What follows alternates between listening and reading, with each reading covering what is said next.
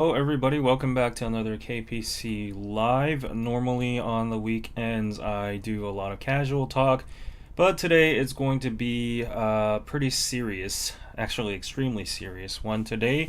Today in this live stream, we're going to be talking about the current situation where the US has just bombed Iran and there's like rising tension and escalations and talks of World War III and all that kind of stuff. And you might be wondering, what is this Korean random guy in his bedroom? Why is he talking about this subject at all? Like, what qualifications does he have? Well, I'm not going to go into the details or like the political perspectives or whatever. I'm just going to be talking specifically on what Korea is thinking right now, how the Korean people are reacting to this, what scenarios the Korean people have in their minds at the moment, why they are very afraid and scared and frightened, and like we could be detached physically, geographically, we're pretty far away, and it seems like nothing's happening over here. It's very quiet. Everybody's just going about with their day, actually night, because it's midnight right now, and people are just getting ready for work in like 7 hours. Everybody's just going to go to their jobs as normal. But there have been, I think this is probably the biggest news in the world right now. A lot of people are maybe exaggerating or maybe not, saying that we are literally in the brink of World War III. Believe whatever you want to believe, but there are some analysts and panelists, news coming out in Korean domestic news as well, talking about these issues, and we have our own angles and we have our own what do you call them, like concerns as well.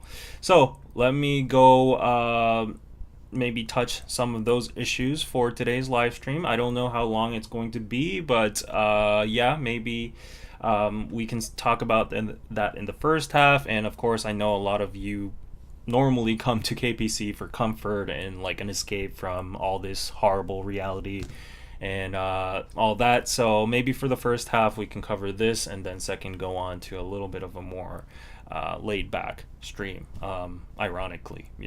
But anyways, okay, before we go on, let's just do a short attendance call. Let's see who is watching from all over the world. Good evening from Ireland. Scary for the world, exactly. Steph, hello. Natoster, hello. Carol from San Diego. David, got church. Okay, you go to church. We need all the prayers at the moment. Sunny, nobody's talking about World War III on the U.S. news. Okay, yeah, that's fair enough. I think there might be an angle over there too. CT Lim, hello. Artia, very relevant topic. Thank you, David. Michelle, Slav, Illinois. Okay, hello everybody, and I saw a few of you up there as well. I'm sorry I can't shout out all of you, but like let's go on because we have a jam-packed schedule today for the live stream. So for those of you, I don't think anybody has not seen this news yet, unless you're literally living in a cave or under a rock. So today, the U.S. decided to bomb Iran strategically, if you want to say, their nuclear facilities mostly, and the Middle East right now is boiling. So the targets were facilities called Fordo, Natanz, and Isfahan. I don't know the pronunciations are right or not, but the U.S. has actually deployed like bunker busters, B-2 bombers, that's what they call them, Tomahawk missiles, and all that kind of stuff. President Trump has came out and actually put out an official statement on his thoughts and what they did, what the logic behind it, and blah blah blah. What that was. As I told you, I'm not going to go into like global politics and American politics. Yeah, so that has happened. What's done is done. So the obviously all of this came from the growing escalations between the Israeli and Iranian conflicts right now. So also, it's not my place to talk about their history. It's very complicated. Israel just states that Iran has been developing nuclear weapons for like a long time now, and then it's like imminent that they are shortly, going to actually get their hands on working nuclear bombs and blah blah blah. So this is the right time to strike, and they made a preemptive strike, and Iran retaliated back. So it's been a wild week on social media. If you can see, like everybody's sharing these reels of like actual missiles flying between like countries in the Middle East. It's very surreal, and it's just very sad when I see some of those like very unserious reels and videos making fun of those kind of footages where actual people are dying. And I guess like these strategic bombs and like missiles aren't like actually, you know, like targeted towards people, but there is always like collateral damage and all that. So like I've seen a lot of like, memes going on, like putting Japanese BGMs on those kind of footages, and like, being very sarcastic about the issue and saying like, oh, millennials first time in experience World War III, and ha ha ha, making AI videos of the situation, like Trump and Putin and like Netanyahu and everybody, like just like in Japanese anime style. So those kind of content has been circulating on like social media, and it's pretty sad to see that, given how serious the situation is at the moment. But anyways, so that's basically happened. Iran has, taken the hit. It's literally somewhat similar to what we saw on like Top Gun Maverick 2, I think, where like, Tom Cruise flew through some like valleys and like mountainous areas and then just bombed a underground nuclear facility or whatever. But anyways, that's happened. The U.S. claims that it has done its job. It was a massive success. Iran begs to differ, says that they have already like evacuated their important facilities and equipment regarding the nuclear development and blah blah. So Iran vows retaliation at this moment. They have actually, breaking news like an hour ago, said that they will shut down the Strait of Hormuz, which is very significant in terms of global economy, I would say, because that is where a lot of trade occurs, and then most importantly, oil goes through back and forth in that region, from what I know. And it says like in some news articles that almost like 20 to 25% of the circulation of crude oil, it passes through that area. And currently the US has some troops over there too, but there are risks of the Iranian government or military retaliating back to embassies or U.S. bases that are stationed in the Middle East. So like it's just getting worse and worse right now. And I guess President Trump has just made his decision, and yeah, like there's no going back from this, from what I see. Like even as an amateur, like that doesn't know anything, like this is a very serious thing, and we are actually witnessing what might be a huge catalyst that might even ripple or butterfly effect into World War III. So what's very scary is, so that's the gist of what's happened. Like correct me if I'm wrong, if I like left out any details or whatever. Again, I don't want to be political or whatever, so like please don't fight about like political agendas in the comments. So like what's very scary for us is the global response. Like, okay, of course, directly this is between Israel, Iran, and the US has now intervened. But right now, we're seeing the global nations rise up and voicing out their opinions about this. And most importantly, the two other superpowers, Russia and China, have already came out and has condemned the strike as a breach of international law, of course, and they accuse the U.S. of destabilizing multiple regions simultaneously. They're basically criticizing the U.S. China has always been on the opposite side. They have called for immediate ceasefire. They've criticized the U.S.'s hypocrisy, and I'll get to China. Like China is a key player in this whole narrative, what I'm about to explain right now. But basically, the hypocrisy they're talking about is like, oh, President Trump, you pledged even to your own supporters and to the global war that a global world that you would stay out of war and also you would stay out of domestic politics. Like you pledged to be like non-interventionalist, right? But then yet there's full military action. What is this we are seeing? You're contradicting yourselves. So that's the logic China is bringing up to the table right now. And of course, like the indirect, like adjacent regions in the Middle East, like the Gulf states, I don't know, the Middle East, Qatar, Kuwait, whatever, they are on red alert too because, like, things seem to be like escalating over there, right? So directly, I would say from tomorrow, the knee jerk reaction would be like the oil prices, like being jacked up to like people expect maybe $100. JP Morgan just put out like a message right now that it's going to be probably over $100. There's going to be global inflation.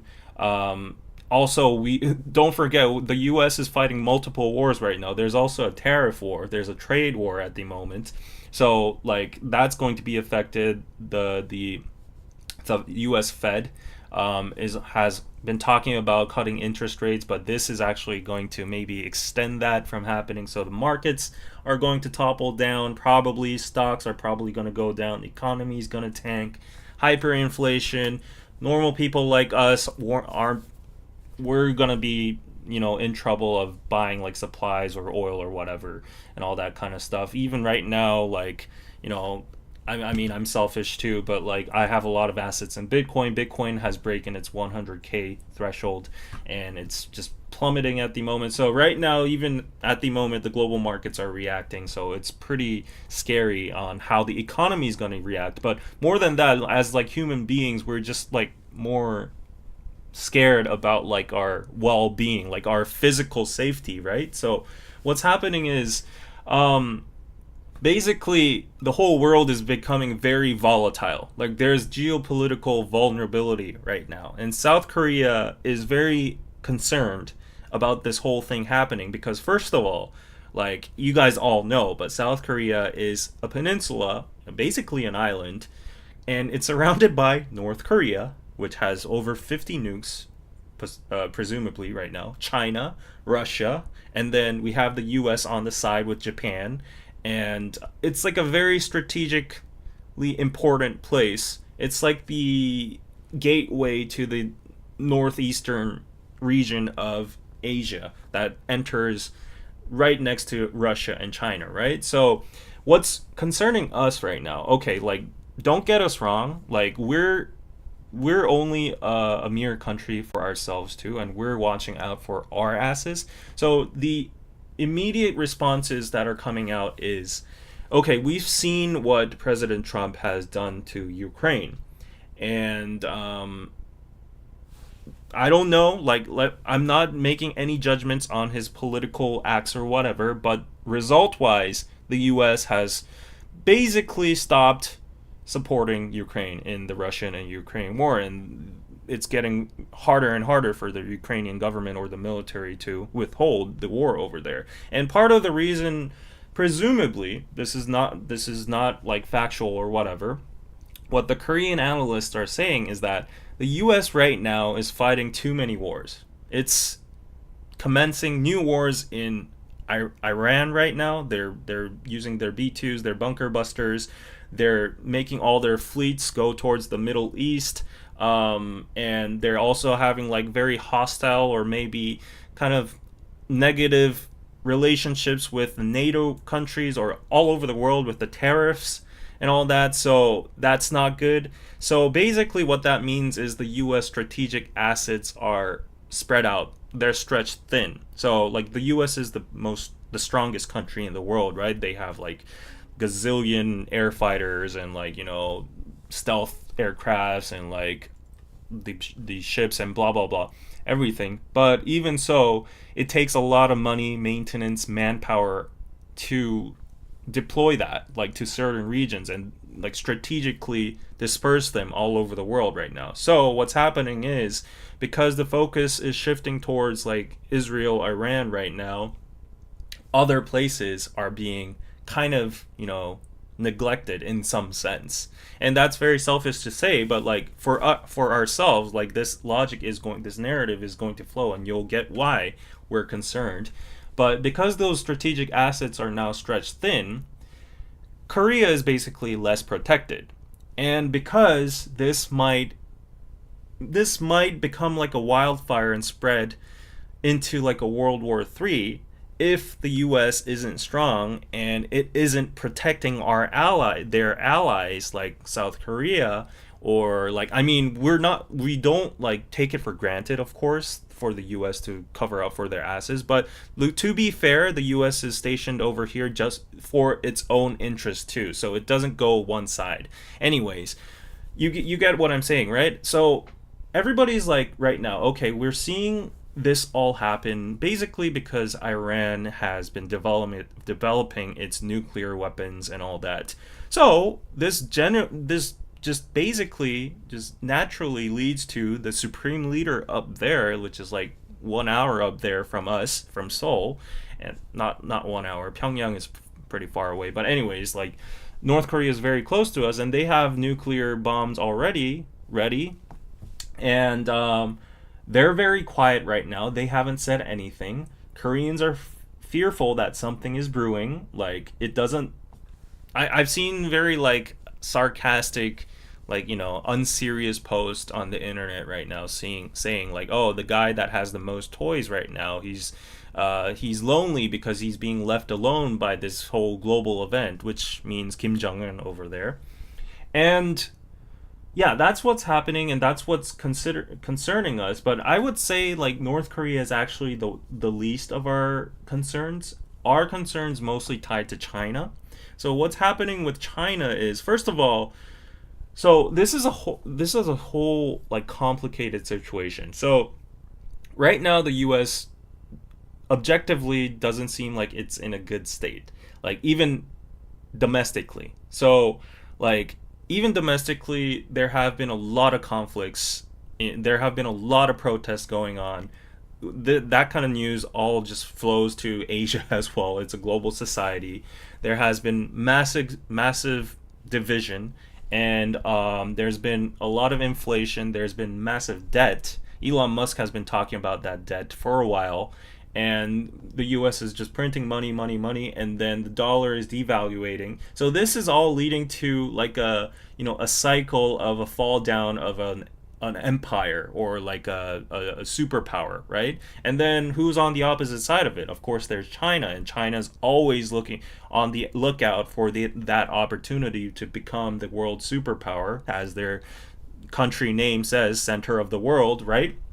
So their closest observation, or their target, is known to be already, like, it's out there, it's public. They have pledged that they are going to go into Taiwan. They want to get Taiwan back as one country, right? The Taiwanese government is very opposed towards that, and their strongest ally, the US, Taiwan was very dependent on the US as well too. But as I told you, as I explained the whole logic, since the US is spreading thin right now, and President Trump isn't really an ally to all these nations, he actually is saying that, like, we might pull out troops from other countries, because, like, why do we have to be the world police anymore if you're not going to pay the bills? Like, our country is not in a good state, America first, and all that. So that's what he's been pledging. So the global tides and dynamics have been shifting. The EU and the NATO, they're not very fond of his policies either. So, like, it's a very complicated situation. And right now, what's very, very concerning as well, this is not being publicized that much. So it's not actually a conspiracy theory. These are actual facts. So according to some domestic news outlets in Korea, which is more like alert towards like the adjacent countries, the Xi Jinping, the leader of the CCP at the moment, his staff, like his chief and his chief staff, like pro Xi Jinping people in his regime, are slowly disappearing and some of them are committing suicide, and this is becoming more frequent and frequent nowadays. And there are people stating that there have been small revolutions going on here and there, but they've been contained, not being publicized, and that Xi Jinping's appearance on like public matters or stages have becoming less frequent and frequent. So people are sensing, there are some intelligent forces out there sensing that something is wrong with China right now internally. We don't know if it's like an internal conflict or whether they're preparing for something, but something is off. That's a fact. The observational facts is that like some of his staff has disappeared, some of them have ended their lives, and that is pretty normal in Chinese history and the political regimes and all that. Like, they get rid of their like oppositions and all that. So people are saying that we might be entering the late period of Xi Jinping's authority and power. So that also translates to Korean people. Oh, what do leaders usually do when they have domestic turmoil, when they have domestic weakness? That's the same for Netanyahu. That's the same for other leaders as well too. Usually, if there's internal conflict, they redirect that to exterior ones to just assemble all that nationalistic and whatever attention and conflict to a common enemy.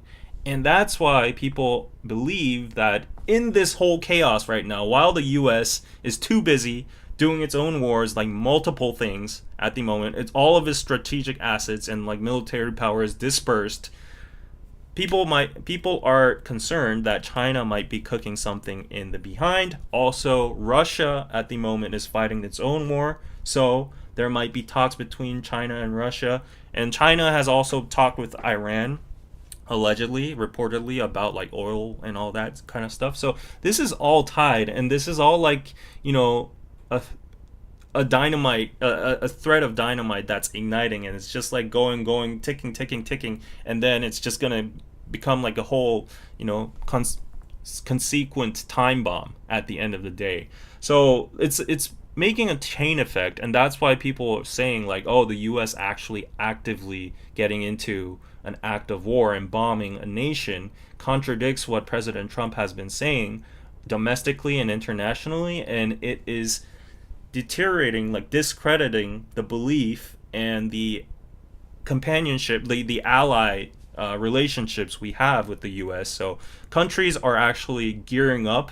The United Nations and a lot of Europe is now buying in a lot of weaponry, a lot of warfare, all that. Korea is on the edge too. Japan is on the edge too, and there's something brewing in China. There's a lot of tension between Taiwan as well. Taiwan's like really, really scared at the moment from what I hear. Like it could happen overnight, like it could happen tomorrow and it could still be overlooked because the US is busy right now. They don't have the power, the manpower, or the energy to look at other regions. Like imagine imagine like this week or tomorrow, for example, like China invaded Taiwan, North Korea shot missiles to South Korea. What would happen? That would be a World War III, obviously, right? So this is like, okay, some people might say this is conspiracy theories. That's too exaggerating. Like, that's never going to happen. There are like, there are preventive, safes to prevent all that kind of stuff. But we are actually living in an age of war at the moment.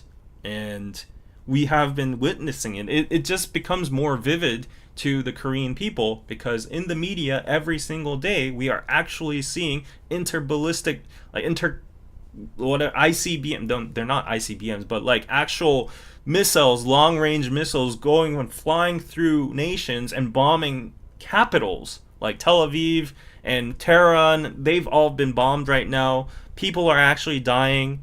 And to us, that has like a common enemy up there that it's nuked up already.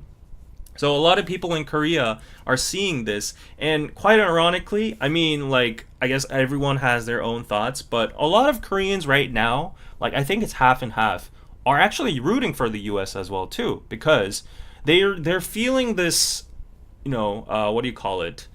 In secondhand satisfaction for the fact that, oh, that's such a similar situation to what happened to Korea in 1993, when North Korea started to nuke up. They were in preparation, they were making their facilities and like researching and getting the plutonium, whatever, and all that kind of stuff that started in 1993. And I think it was Clinton. I don't know. I'm not sure with the history. I was barely born back then. Like, it was probably not Clinton. But anyways, there was President Kim Young Sam. That was our current president, and there was another U.S. president, and those two actually had talks of like doing what they are doing to Iran right now. They were talking about sending over planes and like targeting those nuclear facilities so that nuclear weapons wouldn't proliferate in Asia and they would stop North Korea.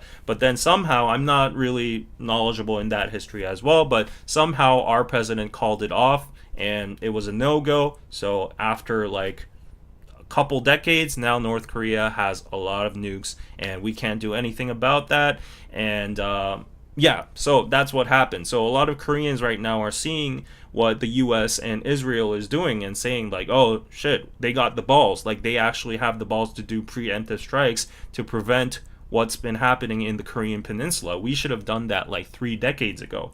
So that's a part of the narrative over here. That's a part of the sentiment. But anyways, that's one part. One part is saying like, okay, you don't fuck with the U.S. Like, we always have to suck up to their ass.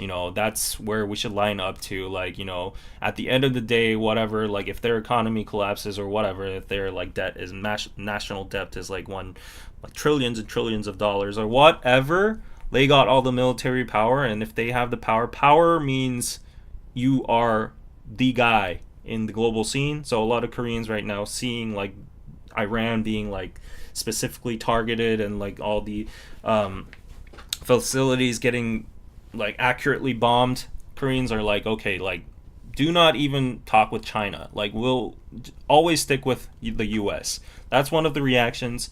Another one of the reactions are actually like pretty like the things I've been explaining. There have been wild theories, there have been wild, connecting the dots on the internet currently saying, oh shit, this is all leading towards our way. I think in a matter of months, it's not an exaggeration to see that in this global chaos, in this mayhem, there's always going to be a lurking dictator or rogue nation or like whatever that's in that union of Iran, China, Russia, North Korea, and one of them is actually going to use this as an opportunity, and the possibilities are actually pretty high if you look at the context that they're going to use this to their advantage while the US is they're full in their hands, and something's going to happen.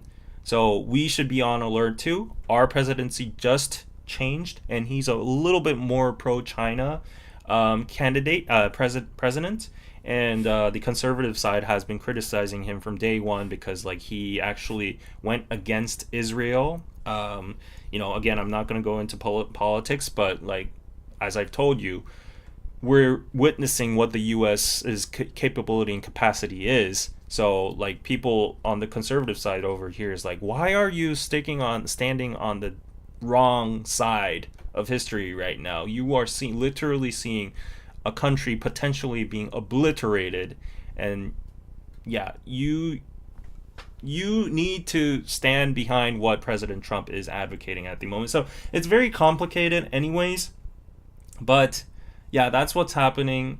And this is all crazy right now because like, a lot of people in Korea has read this book from I think he's American. He's an American economist or like a scholar. His name is Ray Dalio, and this book is one of the best sellers, and everyone is scrapping this book right now and posting it in communities.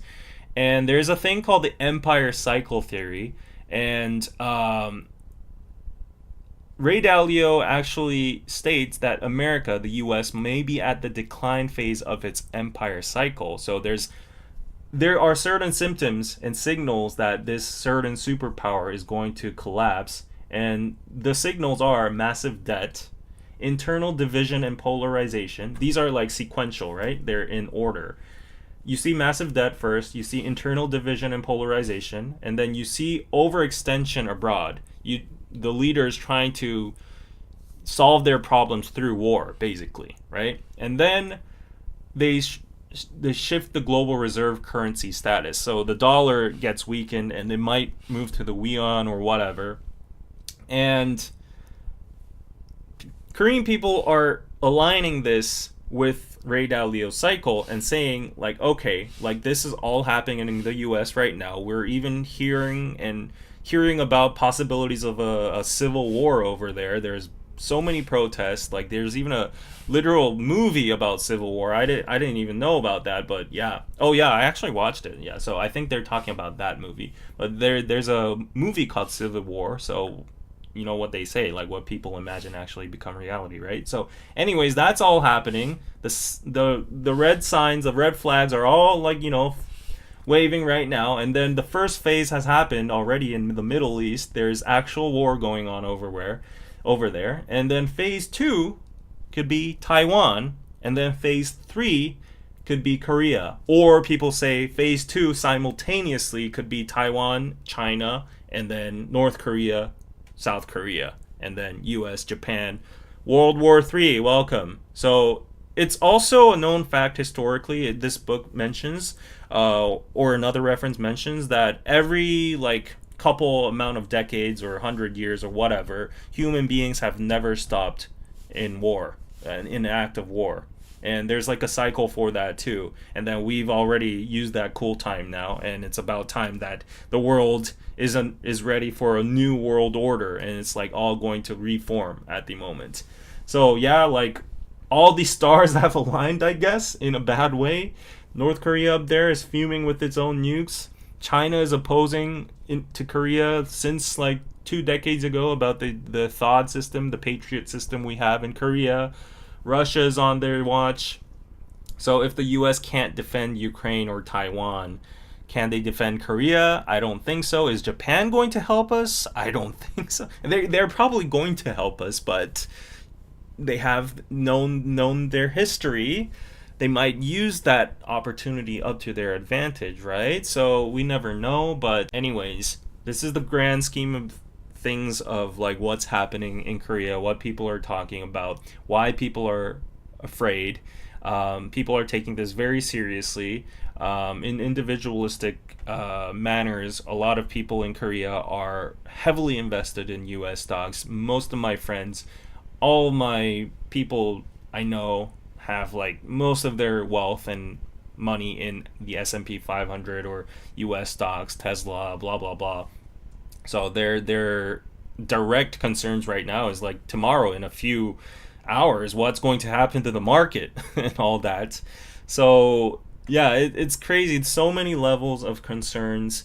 You might call me crazy, you might call Korean people crazy, but like people living here that have a history of North Korea actually striking when it's most quiet. That's another concerning factor. North Korea started the Korean War when it seemed like they had nothing in plan. They were super quiet.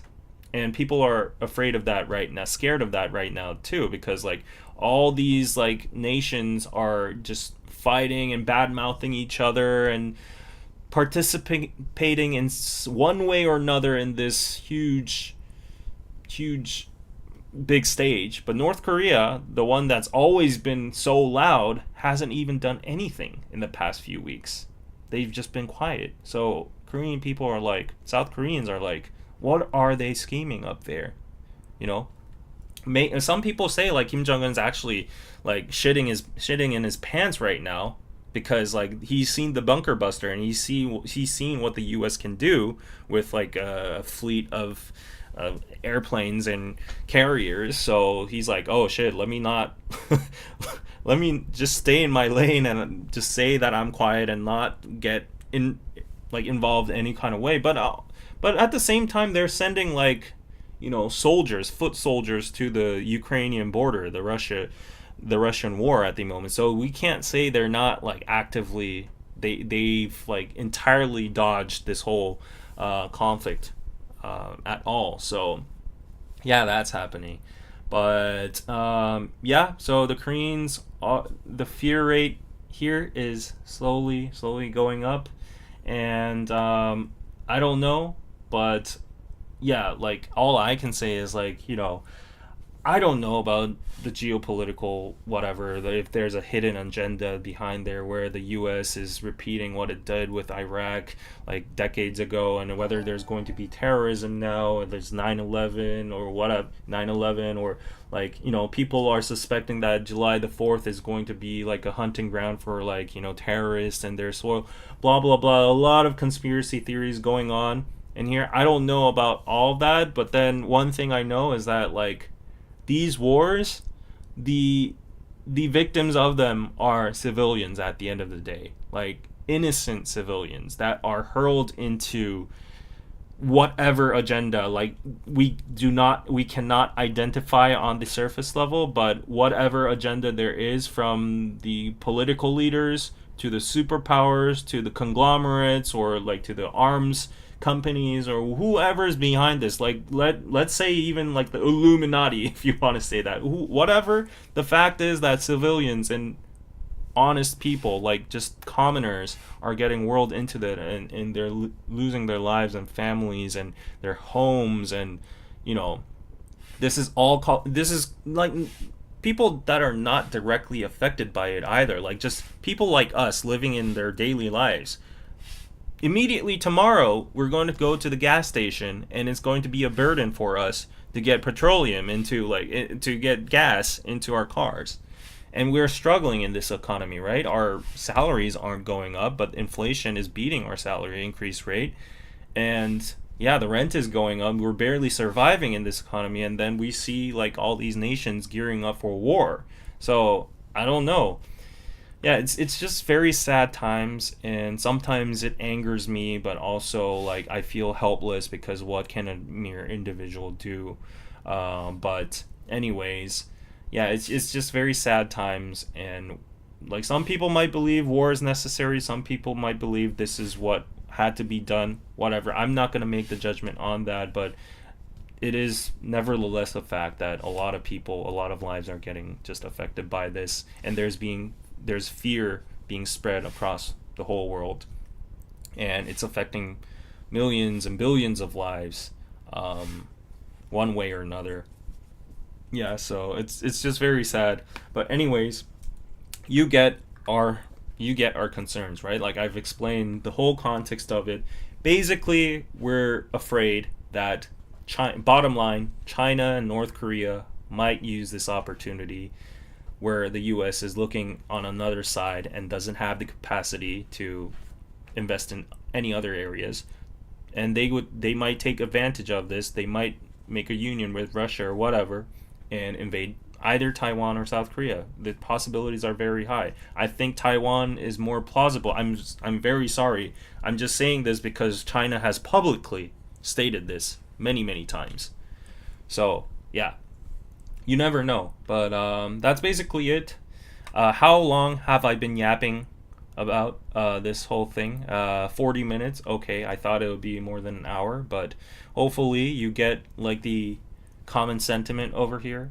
I mean, to be honest, the normal just like people that are living their daily lives are not going to be that interested. That's just general all over the world. Like if you go out tomorrow, Korean people are just going to live their lives. They're just going to go to work in the metros, go to the supermarkets, and complain about their bosses and their boyfriends and girlfriends. That's going to be how it is. However, if we are talking about people that are interested or concerned about like their nation's future and economy and whatever, then this is what the sentiment is like, at least what I'm observing on the internet and people around me.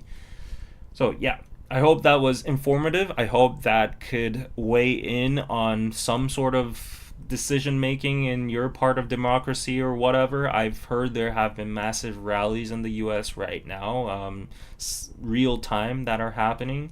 Um, yeah, so who knows how this is going to unfold. There have been certain reports. Again, I'm not citing any political side, but there have been reports coming in from Korean news outlets saying that even MAGA, some of a big portion of MAGA have been siding against Trump now, because like he pledged that he would put America first. He would not get into international affairs. He would not spend money on wars and send troops over there, but it's inevitably happened right now, and it feels like it's going to expand, and potentially it's threatening US troops overseas in like embassies or bases, or there's potential terror lurking.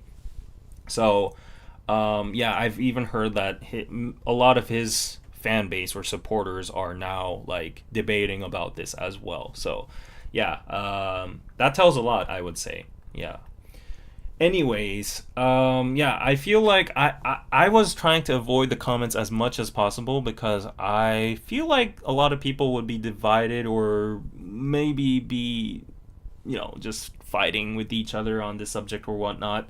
But let me just read some comments and maybe end this section. I just wanted to put it intact for the people who are who's a rewatch, like a replay fam. So yeah, he pretty much lied about everything else. Why did anyone expect to keep his promise? So yeah, again, I'm not siding, but to the nations outside of the U.S. right now, as far as it goes with tariffs, it seems like, like promises have not been kept. Hospitable and good relationships have been crumbled and shattered. And like the sense that I'm saying that promises have not been kept is that, like, okay, like you can put tariffs on us if you want, but then it's been suspended for a while. Then some countries got special treatment. It's been deducted, like the UK or whatever, and blah blah blah. So like, there's no consistency for us. It's all uncertainty. So we don't know which rhythm to play on. So for small and weak countries like us, trying to deal with a superpower like the US with a very spontaneous, don't know where to match kind of leader is very difficult for us. Maybe that could be interpreted as negotiation, whatever, but in our perspective, it's been very inconsistent and very hard. It's difficult. Thus, why we expand that logic to, oh shit, we can't rely on the US anymore. They don't really see us as allies. They are inconsistent. We don't know what's going to happen. We don't know if we can actually rely on them if shit hits the fan. So we need to get prepared. We need to have contingency plans. So that's the vibe that's brewing at the moment. Yeah, I mean, Korean outlets I've been talking about taco too, but like, again, I don't want to talk too much about like what Trump has done and done bad, or whether like make judgments on it, because like I know half of America voted for him, right? So like statistically, in this chat there are going to be supporters there too. So like, I don't want the chat to become messy, right? So yeah, let's just confine this to talks about Korea and Asia and that topic, right? So yeah, place some hope and positivity in each other as people keep channels open to send kindness to others in this dark time, and stick together as a species. Hold on to hope, everyone. This isn't the end. I don't know, man or girl. Like, I went to church today. I listened to the pastor, and I think he deliberately prepared that, but he prepared some verses. Like today's lesson, or what do you call it, message, was from the book of Revelation. So I think he purposefully quoted some of the Bible verses over there, and he talked a lot about that. He talked a lot about the end of the world as well too, what the Bible predicts, that it will be judged with fire, and sheep will be sacrificed, but will be saved at the end, and blah blah blah, all that kind of stuff. So he was like, stay strong, have courage, always act in the name and teachings of God, of the Bible, even in hard times and difficult times. And I think he was probably metaphorically, attaching on to the global situation at the moment. And yeah, he was emphasizing, oh yeah, if there was a flood back then, if whether it was an ice age or a flood or with Noah's Ark, yeah, the Bible says it's going to end with fire. So yeah, high possibilities it's going to be nukes flying all over our heads and radiation and all that kind of stuff just burning down the whole world. That's going to be it. So yeah, that boosted my faith a lot. Anyways, yeah, whatever God you believe in, I don't think any religion is evil. All religions have one thing in common. It believes in the good of humanity, and it always becomes a good moral compass on how to act towards peace and love. But I guess as human beings, we got abandoned by whichever God you believe in, because we're not just we're just not capable to follow that as mortals. But anyways, it's just very sad. We'll be judged, all right. Yep. Yeah. This is very biblical. And of course Jerusalem is in the middle. Lol. Yeah, I know, quite literally, right? So some people even think of it as like a new 21st century, 십자군 전쟁. What do you even call that in English? Crusades? What is that in English?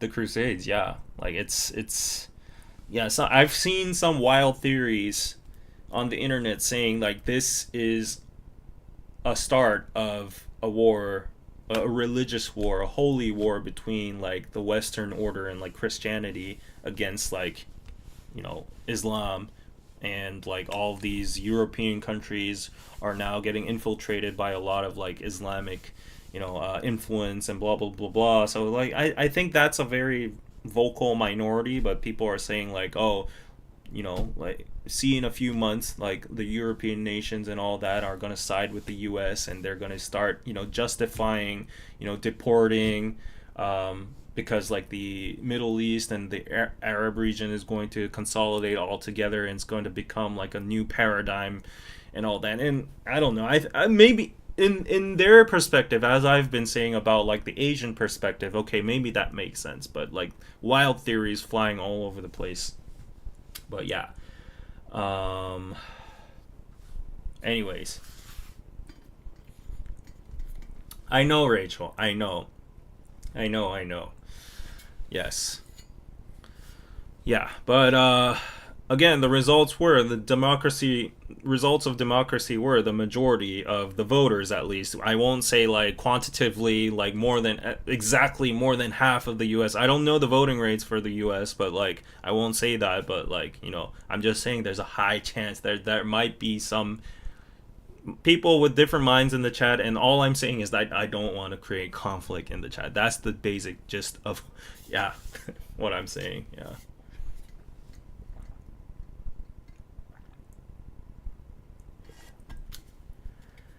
Yeah.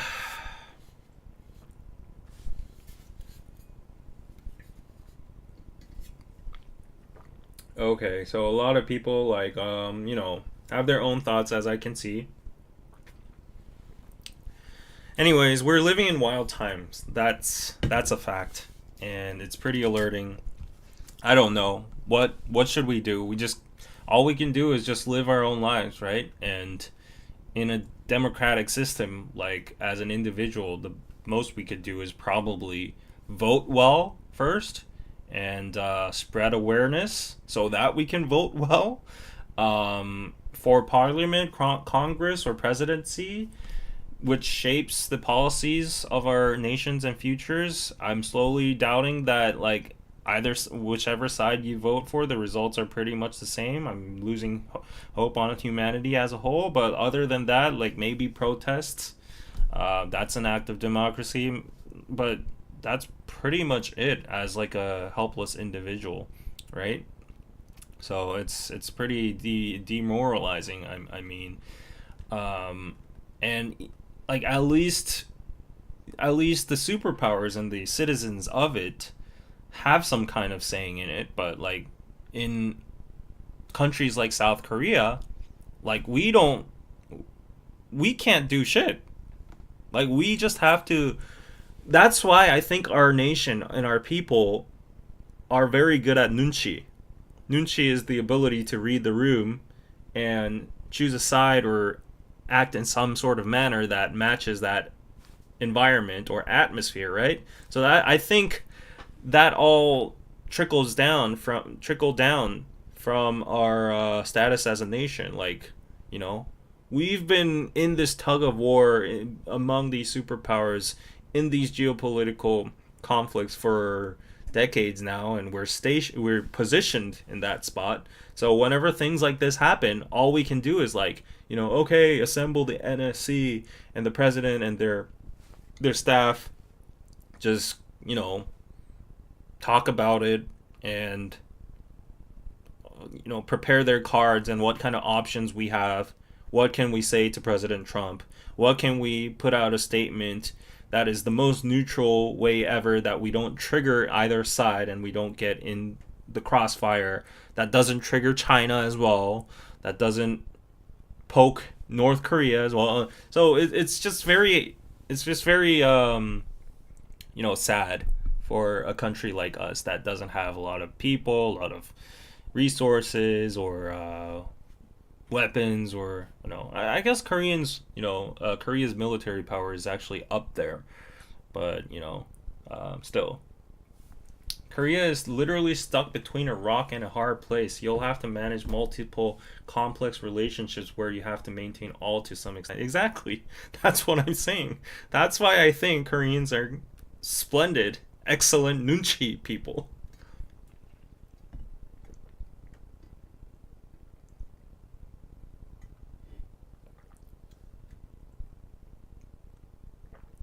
Okay, yeah. People in the chat seem to have, yeah, attached onto a certain topic that I'm not following. Anyways, yes, as I've been warned, I need to move on to another topic. I was about to move on to another topic anyways. Also, I have no idea what people have been triggered about, but to clarify again, I'm all for peace and humanity and non-discrimination.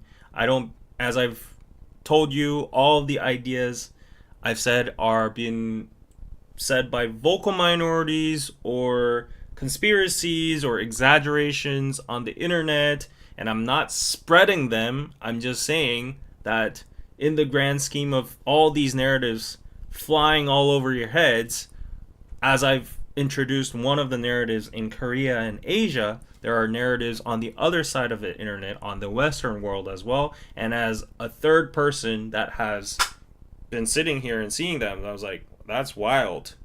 But like, it is there, right? So yeah, that's all I did. Singapore too is being affected by this, but at the same time, we have always balanced U.S.-China relations pretty well. So that's what I actually heard. Like, a lot of Korean people say, if there were to be war, we should all go to either Japan or Singapore, because Japan's like, one of the strongest nations in the world, and it's a little bit further away from China and Russia. I don't think it makes that much matter, but it's strong allies with the U.S. too. Or either Singapore, because there's a lot of U.S. and Chinese capital mixed in there, and if something were to happen there, it's it's going against either superpower. So, yeah. Anyways.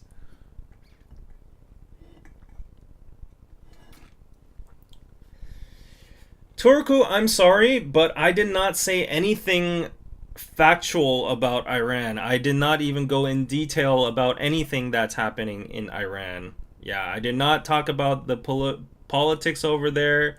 I'm just talking about like the grand, direction of what's been happening so far. So I don't know what part you're being specifically very offended about, but I'm sorry if anything offended you, but like that was not my intent. I feel like I haven't spread any misinformation. If you can enlighten me, please do in the comments, and I will try to notice it. Yeah.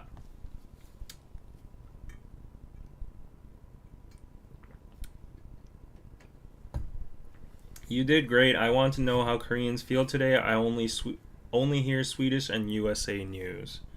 Yeah. That's the purpose of this channel. I mean, I want to give you a perspective of what Korea is thinking, if it matters. But still, we, as I told you, we are in a very unique geopolitical situation, right?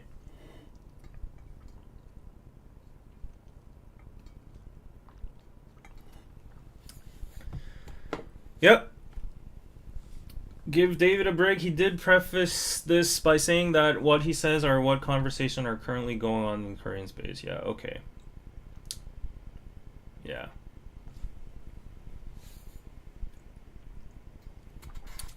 Okay, so I think it's been about an hour, right? Let's see. 55 minutes, right on time. So that is part one, guys. Now it's time to move on from the harsh atrocities and realities that we don't want to continue talking about, and maybe take a side eye from and just talk about more peaceful and entertaining casual manners. Yeah, so yeah. So anyways, okay, this is great because I can timestamp the 1 hour minute as like the transition phase to the next part. So I have 3 minutes left. I gotta do what I gotta do. Life goes on in this realm of the world, right? Still, So if you want to come to Korea, if you want to communicate with Koreans and expats and foreigners in Korea, Sue House is the place to go. Suhouse_official. Go follow them on Instagram. They already have 3,000 followers. Wow. They're looking for virtual idols recruitments. They're looking for big creators. If you want to go to Korea and create your own TikToks and Reels, you can get paid for them as well. Looking for creators, beauty creators, all that kind of stuff. Nowadays, I think Sue House has kind of shifted their, their focus to, benefiting their users into, maybe raising creators or whatsoever. So yeah, go check it out. You can click on this link over here on landing.suhouse.app. And if you go over there, you get direct links to the App Store and Google Play Store, your gateway to learning, and the only app you need to meet new people in Korea. You can join these kind of parties, and you can chat on the app as well too. It has a very cute interface, if you can see over here. Yeah, so you can participate in all these kind of events, group meetups. Oh, Squid Game is just coming soon, next week, right? So please do check it out, Sue House. And you can see over here, down here, the Sue House banner has been rolling for a while. If I can maybe, where'd it go? There we go. Yeah, it's not, okay, there we go. It's very hard. There we go. Free events, tours, parties, classes, and more. Go check out Sue House. Okay, everybody? Yeah. Sue House is an app of peace. We're trying to de-escalate all the conflicts, the internal conflicts in the KPC channel at the moment. And also match that 1 hour mark. 59.11. So we have 30 more seconds to go. In those 30 seconds, I will energize a little bit. I will refresh. I have my own chocolate bar, and I'm going to have some chocolate before I get on to the second part of the live stream, which is going to be our usual casual and laid back, chill discussions. 20 seconds to go.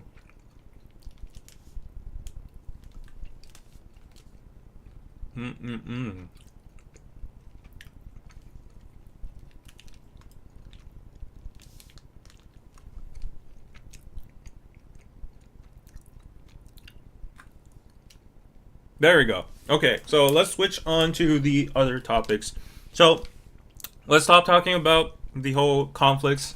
I think I've given it enough time, and the chat has become heated up. So let's de-escalate a little bit, refresh the mood. So anyone, shoot your questions. Anything about Korea, anything about my life, anything you're curious about, personally, whatever. I would appreciate any kind of super chats or PayPals. Those questions will be prioritized. Support the channel if you can. Go check out patreon.com/koreanpizzaclub, and you can get early access to the podcasts and exclusive podcasts about my personal life, and also K-pop reactions, all within the range of $5 to $10 a month. That's not a lot, right? And your support stacks up, and it helps creators like me to go on, right? So show some love if you can, and let's see.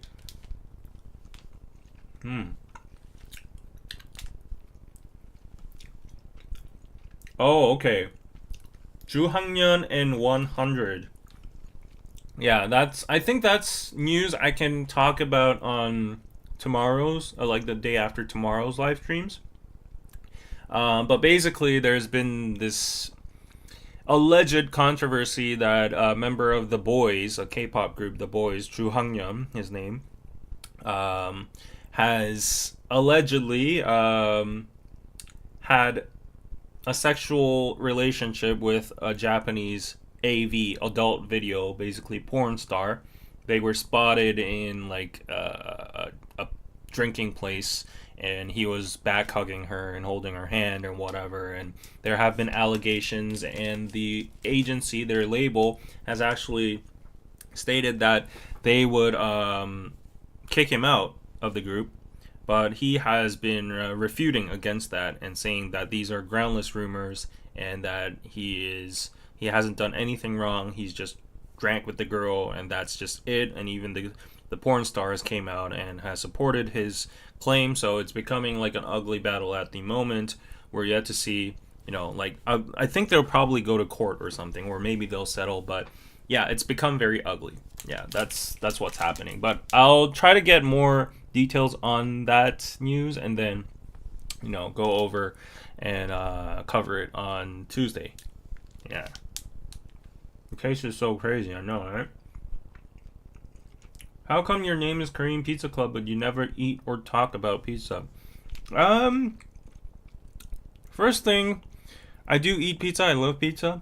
It's just very hard to eat pizza at 2:30 a.m. in the morning. Quite honestly, like, chocolate isn't much better. Like, I think it's maybe even worse. But I just had just chocolate in the fridge.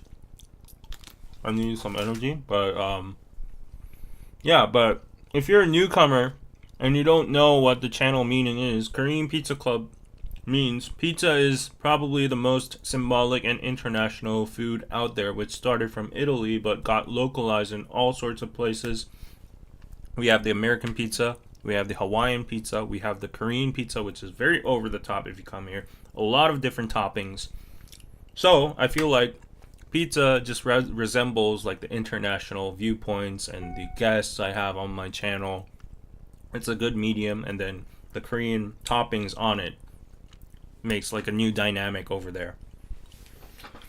And I thought like it was a clever name back then, but then it kind of got cheesy, no pun intended.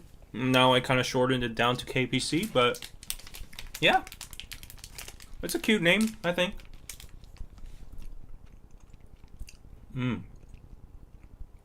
I love you more than my PayPal donation. Oh yeah, I actually have some shout outs I have to do. Okay, thank you so much, Steph, for the $10 on PayPal. Pizza. Here I talk about pizza. My literal donation reaction is pizza. I'm stretching out the cheese. Woo! Pizza. Thank you so much. And also, I missed last time. Shout out to. I think it was Lynn or Kelly last time. I got some donations right after the stream. Thank you so much. I didn't get to say it on live, but I did type it in the chat. I don't know if you saw it or not, but really appreciate it. Really helps me in these very hard times. Yep. Thank you so much. Thank you. Imaginary pizza, yes. Pun definitely intended. You set that up on your own.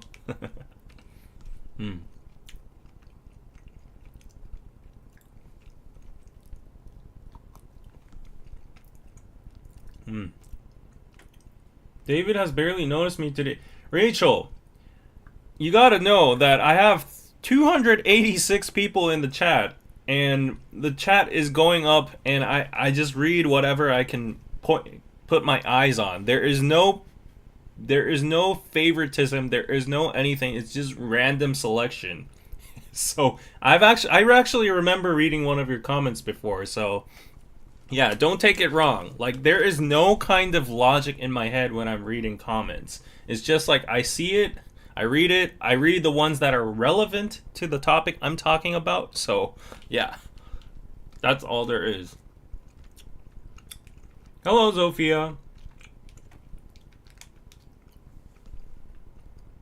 I've been sub for years, and this is the first time I hear you talk about pizza. Shall we talk about pizza then?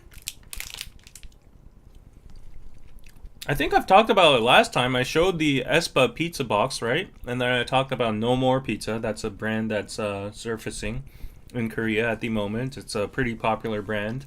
In Korea, all the American franchises like Papa John's, Domino's, Pizza Hut, they're very popular. Pizza, it's kind of like dwindling. But it's normally our go-to is usually Papa John's or Domino's, but we have our localized version, so we have very extravagant toppings like tiger, shrimp, bulgogi, whatever pizza, and pakbogum, or like one of these K-pop stars like IVE or Le Sserafim, or them are usually on the pizza box covers and they're advertising. Let me just open the door for my dog. She wants to pee. I usually shut the door because I want to keep the air conditioning inside. But she was like, yeah, sniffing the door. But then now there are like underdog pizza chains that are on the rise. Representative being No More Pizza, and their model is Espa, which I really like, which I couldn't resist last week buying. It was really good. I like No More Pizza because it's targeted towards one person livings like me. There are a lot of one person households in Korea. Our apartments are built that way. Our economy is built that way. So obviously the food or whatever markets are going to be targeting the single people lifestyle. So the pizza sizes are like barely as big as my face. It's very small, but that's just enough for me to like get my belly full and have that taste of pizza. So it's really nice. Yeah.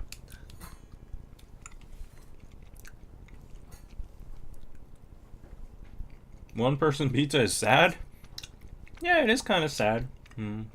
But then I like the convenience of it. Like, you just eat it up and then that's it. You don't have any leftovers. For me, maybe I'm kind of spoiled, but then I just can't seem to eat the same food over and over again in the what do you call it? In like 2 days or 3 days, and like get back the refrigerated frozen pizza and microwave it and eat it again. Like I don't know why. Like, I just can't do that. Maybe I'm a spoiled child, but it's just hard for me to do that. Okay, my dog is asking for food right now. She's literally putting a tantrum on her food plate. So let me just give her food or either water and come back in a minute.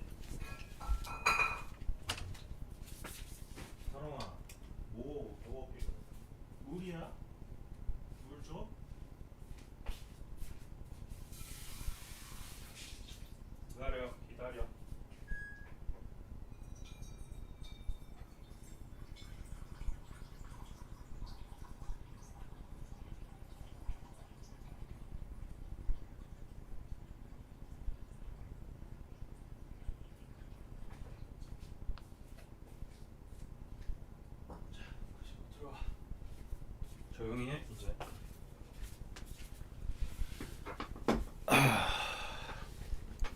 You can hear the dog dropping her bowl. Yeah, I use like a metal, metal tin kind of bowl for her, and she just like rings it every single time if it's empty, and then and it's so loud that you can't miss it.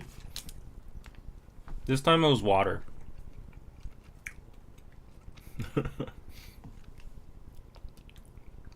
Show her? Okay, when she comes back, I'll show her. Eating alone is never fun. That's my daily life. Welcome. Actually, okay, let me get into this topic. Agreed, one person pizza is sad. I put leftovers in the freezer and if I can't finish it. Oh, okay, I have two things I gotta talk about. Oh shit, I think I'm gonna forget about them. But I'm very enthusiastic about these two topics. Let me write it down. So first I have to show my doggo. Number one, doggo. And then two. Ah, okay. Yeah, nowadays, eating. And number three, okay, this is connected. So, this is going to be a very big cultural difference, I feel like. Especially to maybe Americans. My friend's dog does the same thing. Dogs are so cute. If only people could be like dogs. Unconditional love.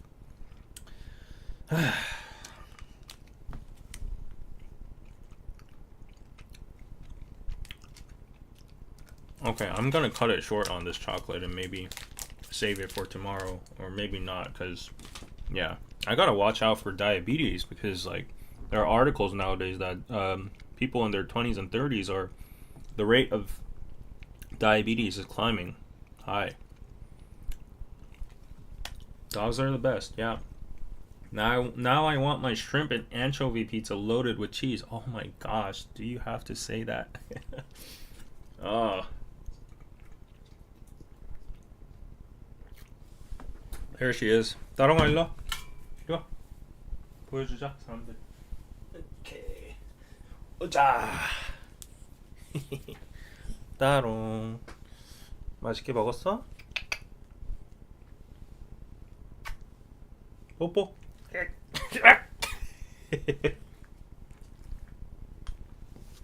하이.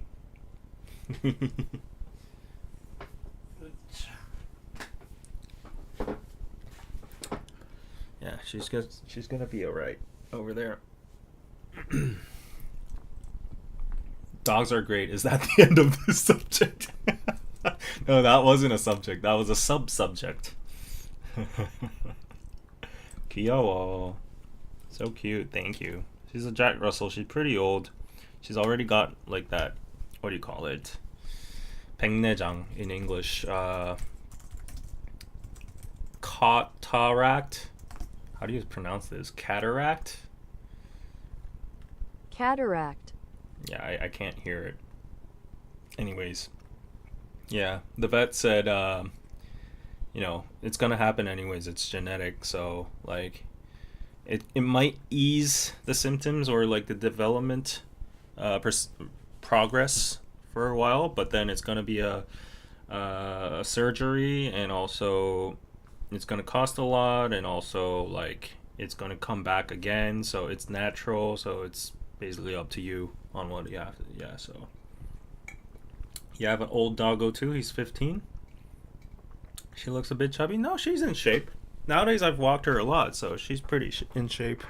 I don't know if you can see her.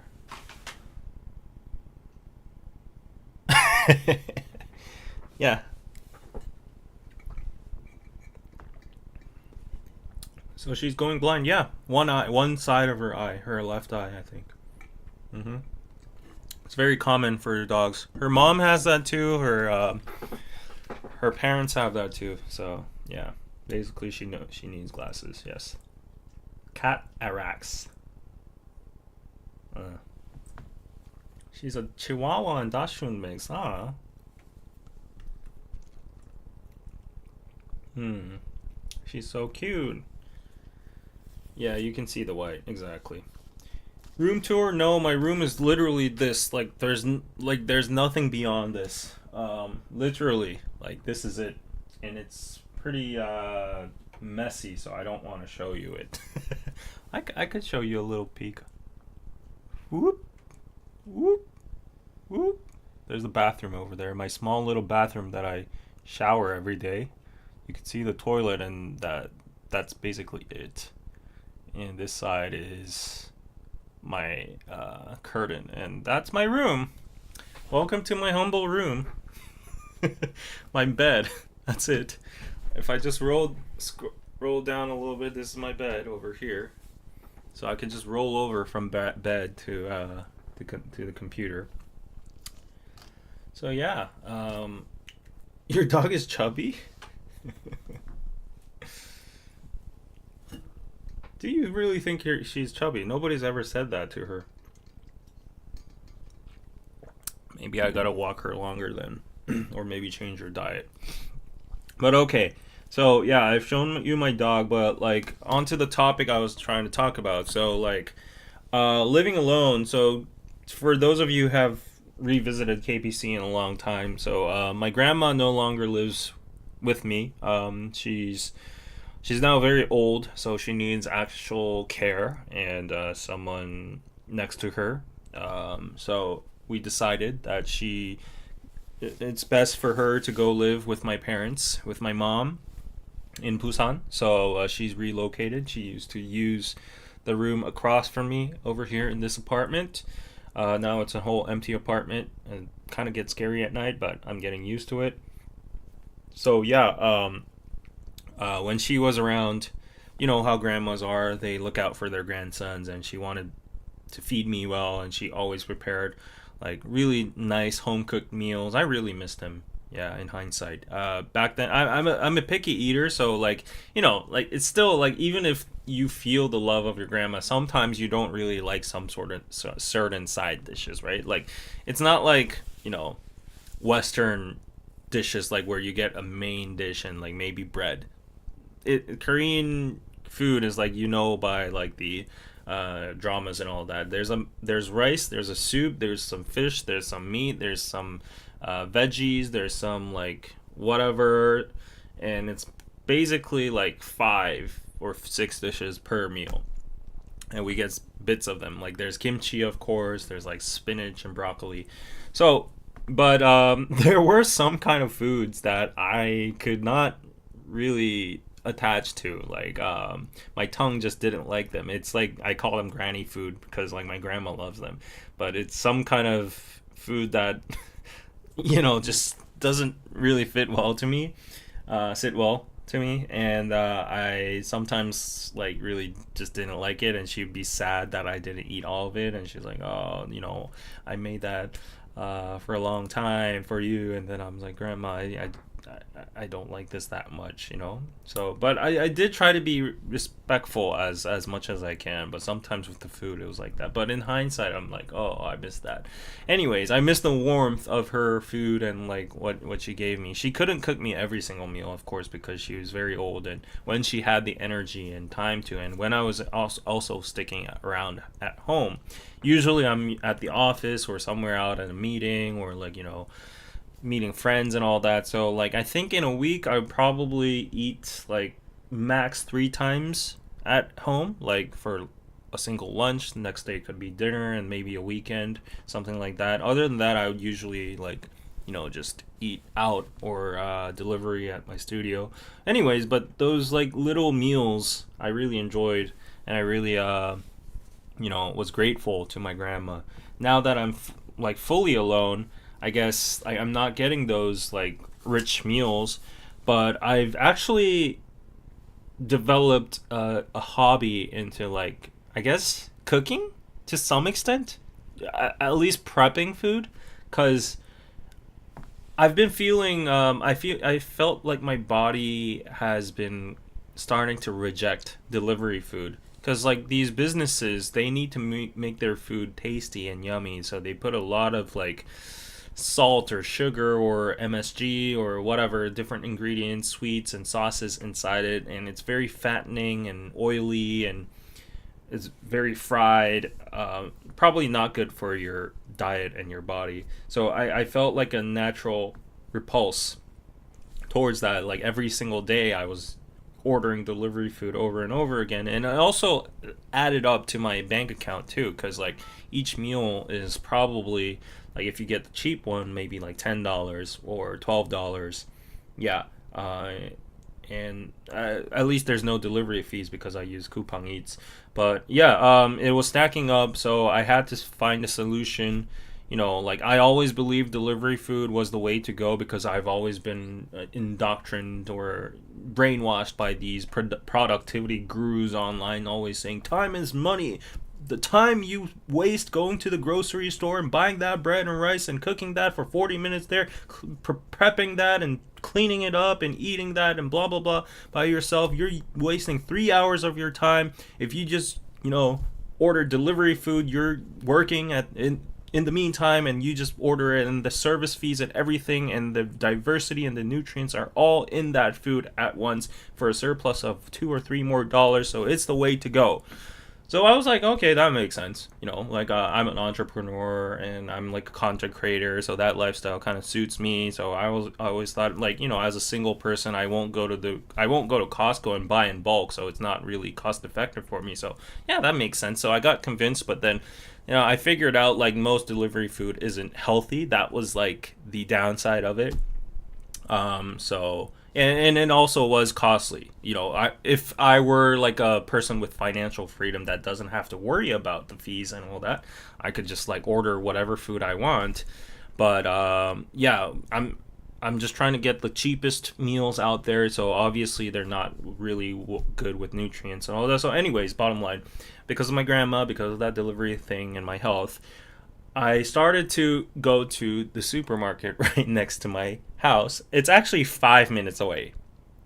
Believe it or not, I have an E-Mart right next to my house. It's a prime location. I'm really thankful for where I live. But it's 5 minutes away, and I figured out a hack. So I don't know if this exists in your countries as well too. But if you go to E-Mart, if you're living in Seoul or Korea, if you go to E-Mart, so it closes at 11 p.m. If you go starting from 9:30-ish, these ajumas, the workers, they walk around and go to like the fresh corners or the meal kits or the doshiraks or like the sushis or sandwiches and fried chicken corners and wherever. And like supermarkets and groceries usually have a stock per day, right? Ready per day. And if they're not sold, they do discounts on them at late night deals. So if I go at 9:30, they start with like the sushis or the salads or the salmon or whatever, and they start relabeling them. They put out like these, okay, 15%, 20% discount. So usually a rack of sushi would be maybe like $9 supermarket price, but it goes down to like $7.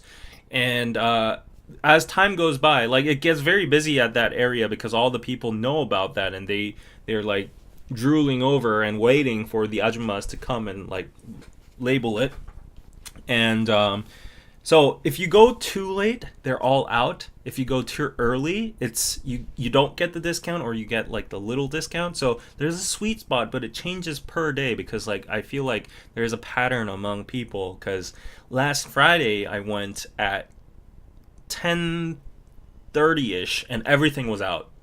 And I reckon, like, oh, people got off from work. It's a Friday night, so they're probably eating this chicken or sushi with a beer, and they have like baseball on or whatever. They're enjoying their Friday night, so makes sense. But if you go on a Thursday, or like if you go on a Monday or Tuesday night at 10:30, you'll still find, a good reasonable amount of those, leftover foods, which are by the time, as the time goes by, closer to 11. I live right, in front, so I have that home ground advantage. Other people have to come by vehicle or car, or their walking distance is pretty far away, but since mine is 5 minutes away, and I can actually, storage, or like keep my dog in like this glass, thingy. They have a facility for dogs. I walk my dog over there.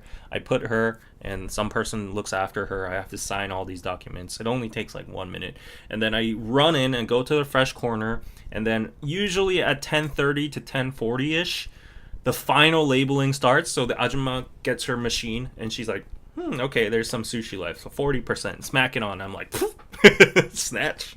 It's like $4.5 sushi, a whole like 12 pieces, and there's like fried chicken, like 40%. Okay, got it. $6 for a whole bucket of KFC chicken. And then there's usually like the meat corner is where I dwell. The meat corner with the US beef, with the Aussie beef, with the Korean beef, the Kobe beef, all that over there. I'm just like, walking around, like wasting some time, waiting for the ajumma to come. And when she appears, all the people that are like seeing nunchi start their nunchi games, and they're like, okay, let's see what she does. And then she starts like just vigorously putting those like 40% labels on those like beefs and all that. So beefs, like, I don't know, like a packet like this would be maybe $20. It goes down to like 13 or something. I just snatch one. So yeah, I have a really great advantage. And then so the fresh corner, that makes sense. But also for meal kits, there's a very convenient way. I think you probably have it in your countries, but this also goes back to single households as well, because a lot of the population in Korea are single households like me, and they don't know how to cook, and they can't buy in bulk. They don't have fridges or whatever. They just don't have the capacity in a lot of different angles to do actual proper grocery stopping, right? So there are meal kits, ready-made meal kits that are prepped for the single people in 1 or 2 servings. So for sundubu, for kimchi-jjigae, budae-jjigae, doenjang-jjigae, there's even like carbonaras, a lot of Western stuff, suji, like Japanese soup. There's all sorts of things. Yeah, sujebi, guk, samgyetang. I'm listing the things that I've all eaten. There's a wide variety of it, and I really love it because like all you have to do is just like put them in like a pot and follow their instructions and chop up some cucumbers, and that's about it. So yeah, like through that experience, I'm learning a little bit about like cooking. It's not proper cooking, but I'm just following the instructions, and I'm learning on YouTube how to use knives and all of that, and blah blah blah. It's fun.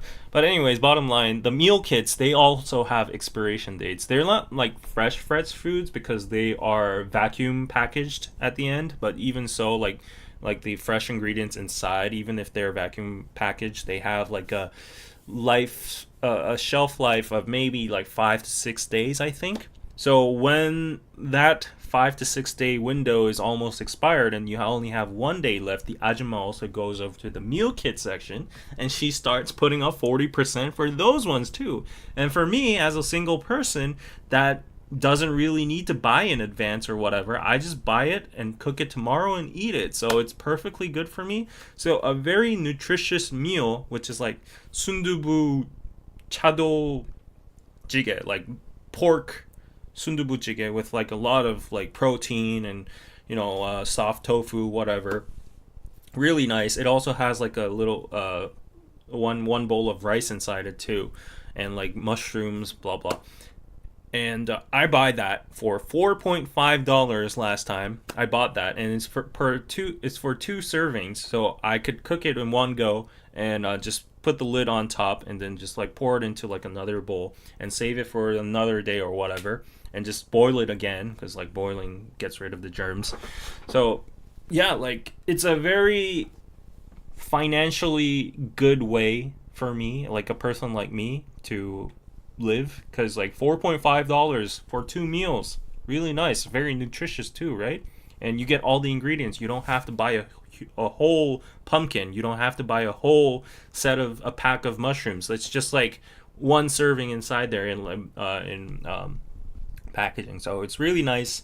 So yeah, I've been I've been having fun actually grocery shopping and Emart. Some nowadays I wandered to other aisles and sections as well too, like to maybe the yogurt section. Like maybe I feel like I need some more probiotics inside my guts, or like sometimes I go to the fruit corner and see like if there are any sales or whatever. But it's just I'm just like having fun with that. So living alone is definitely lonely, but also it's just improving my my ability to survive on my by myself, and also it's fun in the process too. I don't know if maybe there if the rotation, the whole variety of meal kits and fresh food, if I get tired or exhausted or bored out of it, then maybe like I won't might not be as fun. But then like how many types of food does a human being actually eat in a monthly basis? Like I don't think people switch every single meal. Like sometimes they eat pho this day and eat the other day as well too, and then you could eat ramen the next day and udon the next day, and then there are some, you switch it up, but like there is a limit to how many varieties you can. So I'm totally fine with that. So I don't think I'll ever get like tired of the selection they have in the mart. Like it's a lot.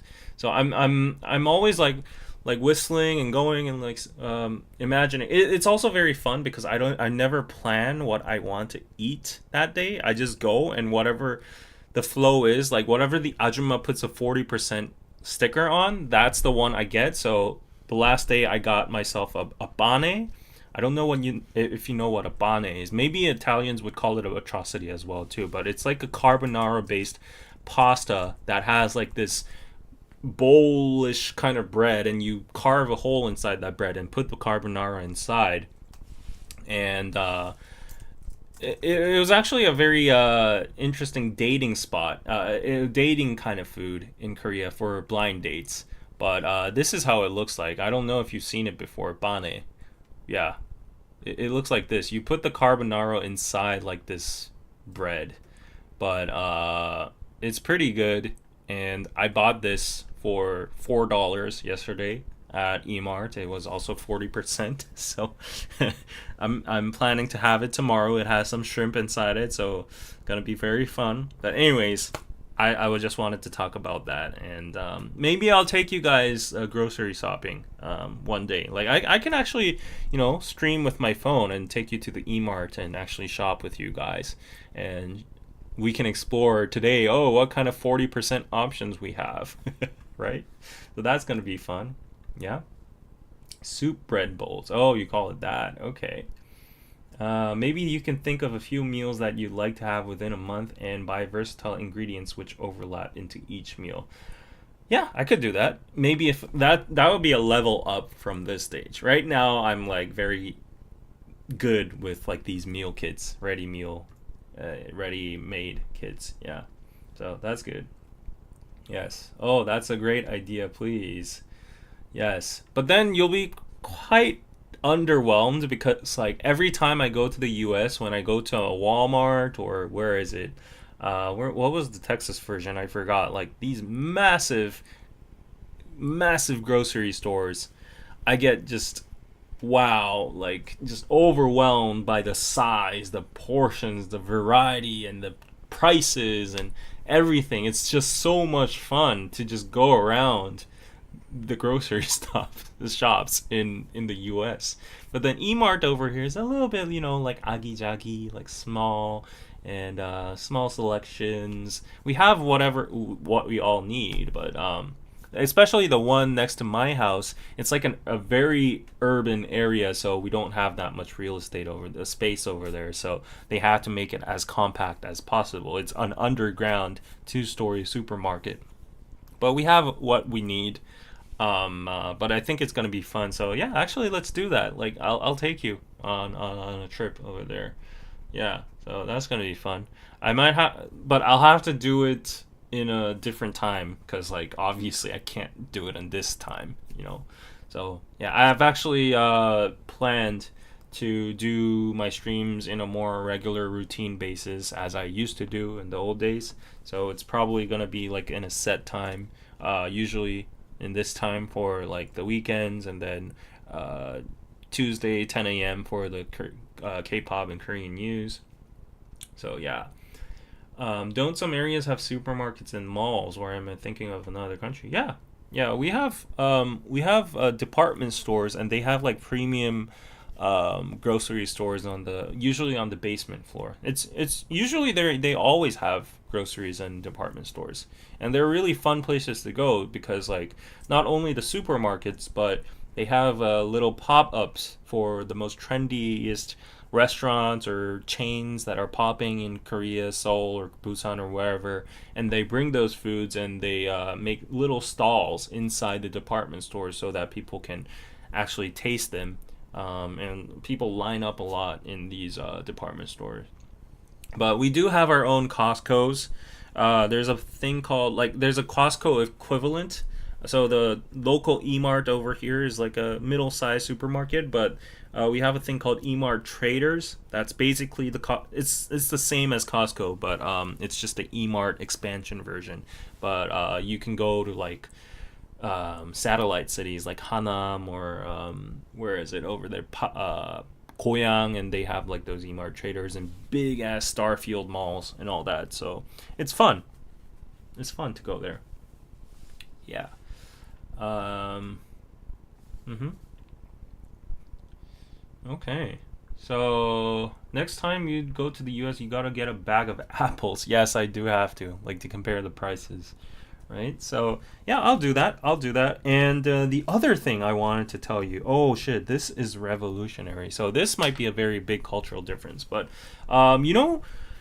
like in Korea, we are big in recycling, but we're big in like in terms of that separating food waste as well too. I don't know how you guys dispose food waste in a daily basis, but for us in apartment settings or wherever else, we have our own like district's designated food waste bag. It's distributed by the district and to the supermarkets or convenience stores in that area. You have to buy that specific bag, and you have to put food waste into that bag. And then for apartments, we have like a communal section in the first floor, and you go over there. We have like a food waste card, so we tap that card and it opens, and we put our food waste in, and it weighs the amount of food waste we have, and then we get charged or something like a little fee based on the waste amount. So that's how it works. It's a very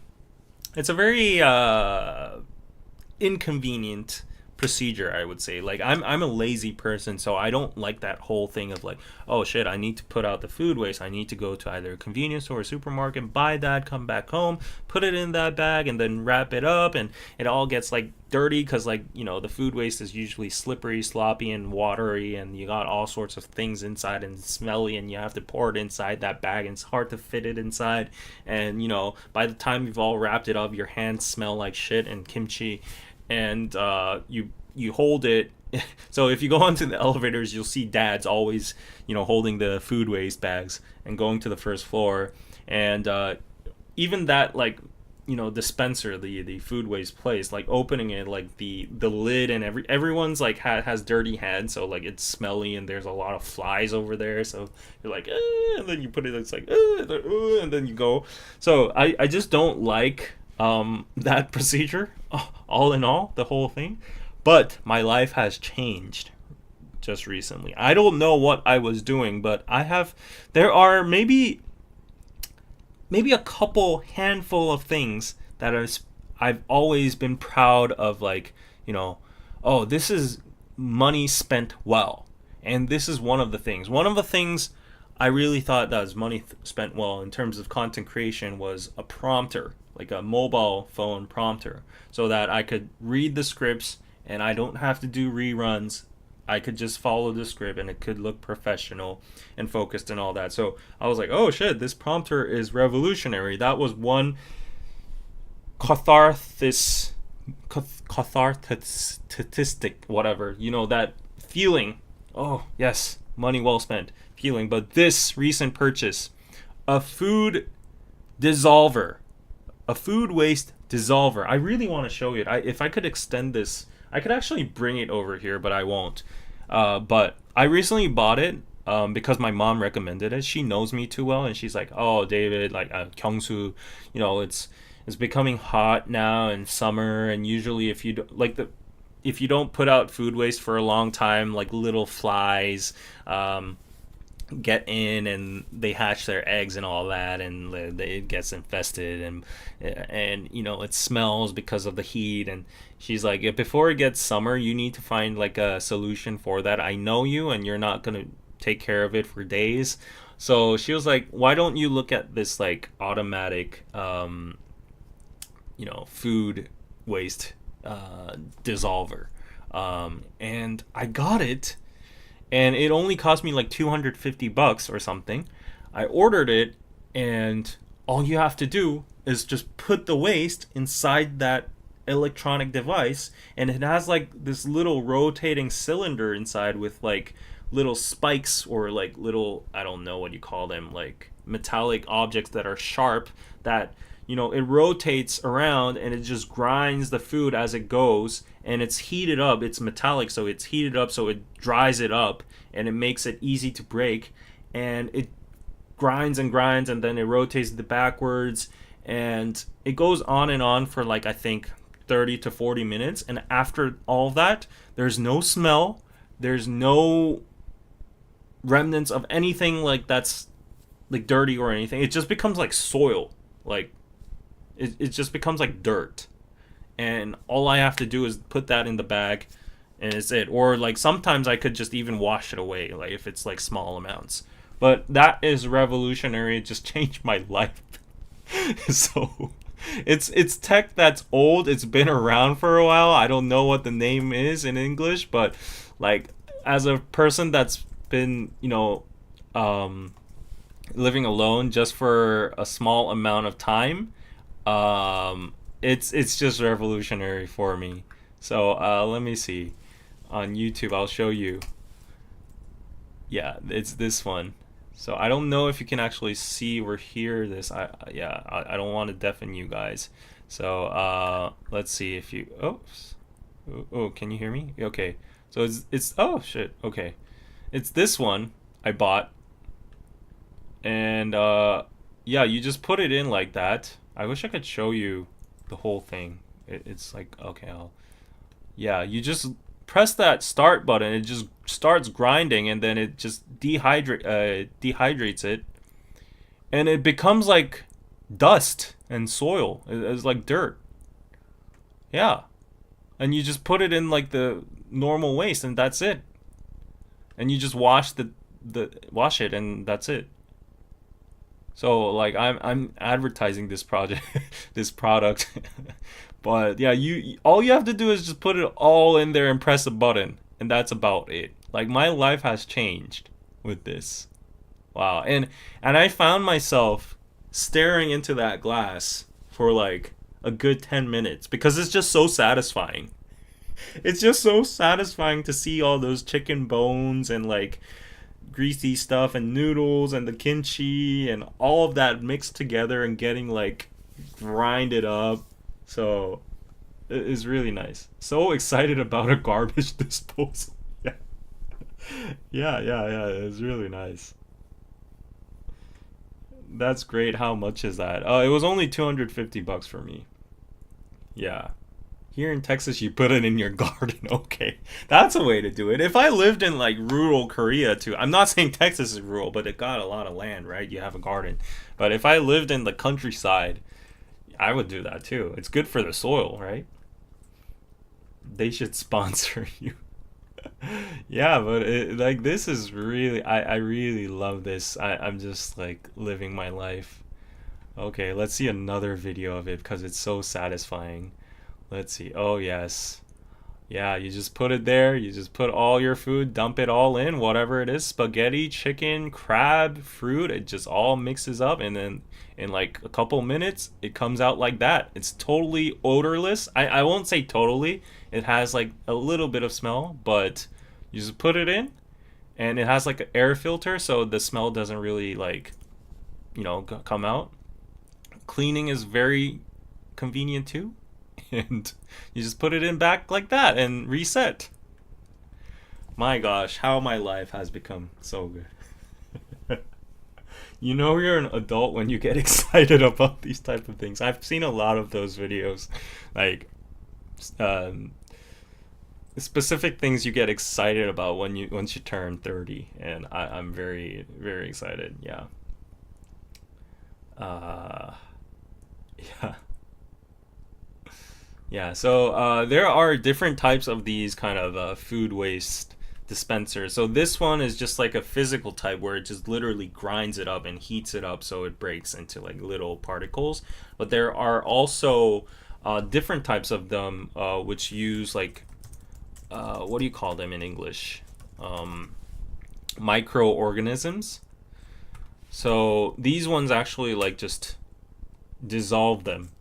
I didn't buy these because they had some restrictions. Uh, yeah, I didn't buy this one, but there are like reviews. Oh, I think I'm gonna get like copy striked for this, but like there. Oh shit! Why is this guy drinking soju and all? What the hell? So he's comparing all these different kind of food waste disposers. They all look flashy, and if you look at this, let's see.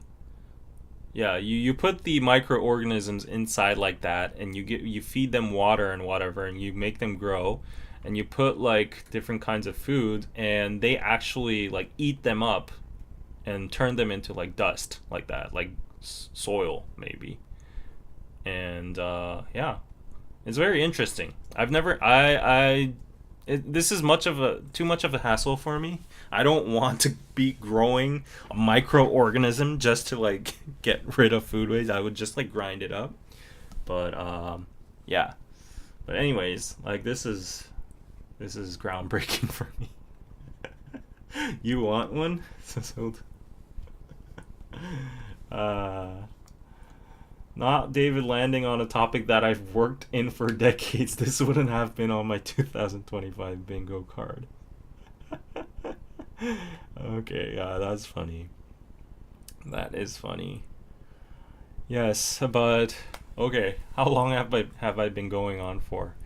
It started as a very serious live, but now still 290 people watching. Have you liked the video, guys? If you haven't, please do me a favor and like the video. We only have 110, and yeah, if you have the luxury, super chats and PayPal's would be appreciated. And I feel like it's been 1 hour and 47 minutes, so I'll just do 13 minutes more and just match like 2 hours and call it a day and start my Monday. Yes, it's technically already started, but I'm very fearful of tomorrow's markets as well. Life in general too. And David is mind blown right now. So he's so happy. I know. I want to actually show a demonstration if I could just carry this camera with me, but unfortunately it's tied to the computer. So yeah. I wonder if that soil could be used for plants. Yes, they could. Exactly. I should show this to my grandma or my mom or sister. Yeah, for sure. Yep. Are you really scared about World War III? You're talking about kitchen appliances. I mean, as I told you, like, there's that thing. It's not like imminent for us. It's a possibility that is very plausible and reasonable if you think about it, if you follow the logic and expand the narrative. I think it's not far fetched. But then we have our own daily lives as well too, and tomorrow it that almost feels like, like when I was like in high school, I always used to talk to my mom whenever I saw news about North Korea and them potentially nuke us. I was like, oh, if the world is going to end and get nuked anyways, like why am I going to graduate high school and go to college? And like, shouldn't we just evacuate or just live our lives? So I mean, like, as I matured, I know that it's not that way, and life has to go on in different world areas of the world. And also for content, everyone was getting kind of heated up, so I wanted to like ventilate a little bit. And KPC is usually just lighthearted, so yeah, that's why I'm talking about food dispensers now. Yeah, I'm so excited. So that's one thing. That's A, and this is B, I guess. Yeah. Is there an English one with English buttons or only a Korean version? I'm pretty sure there would be like English version machines like that in your own countries too, right? Yeah. I think yeah. There's one. There is a thing called Missy USA. What? No, this is the microorganism one. But I'm pretty sure you could get one in Amazon or whatever. Amazon. That's where you all shop, right? Amazon. Did I just show you my address or whatever? 음식물 처리기. Electric composter for kitchen, smart compost bin. Yeah, I'm seeing similar products over here, so I think you could, look around. And it's about the price I've told you, like $298 or something like that. You just put it in, it grinds it, and it makes it into like this state over here. So I guess you call it electric composters, yeah?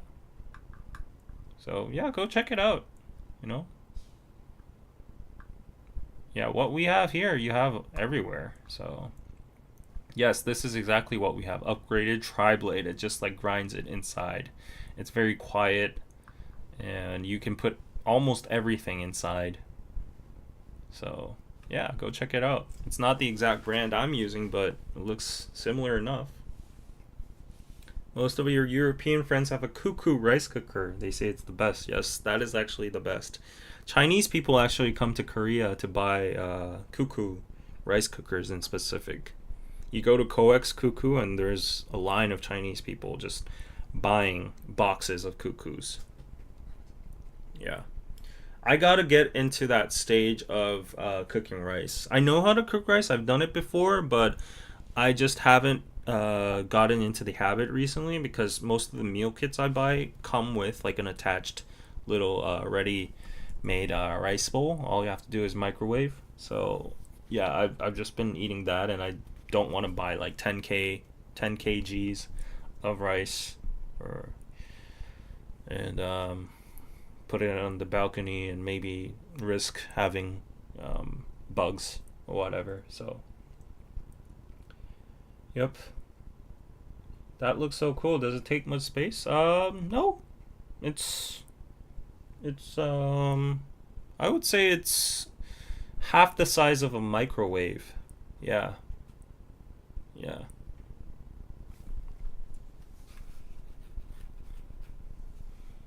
Mhm. Yeah, but this went on a totally unexpected tangent, but well done to whomever talked about this subject in the first place, who led me here, because I did not expect talking about my food composter today, however you pronounce it. I don't know if I can afford that price. Yeah, it was kind of pricey to me too in the beginning, but then I got convinced by my mom saying, like, she was like, "You're gonna live by yourself for years from now on. And just imagine you every single time having to put out the food waste, and you're gonna have to move from different place to place so you can use it for like, multiple years. So it's gonna be a good usage of, a couple $250. So yeah, I'm like, yeah, it was a very good expense. It was very nice. Can we get a Karina for the check mark? Oh, for the bingo card? Yeah. What's Karina up to nowadays? I think she dropped a music video, right? Espa dropped a music video recently. Dirty Work? Yeah, Dirty Work. Uh-huh. Yep.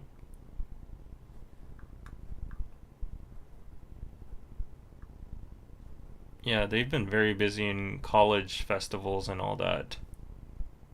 So, oh, we have the Dirty Work teaser here. Oh, why so short? Oh, okay.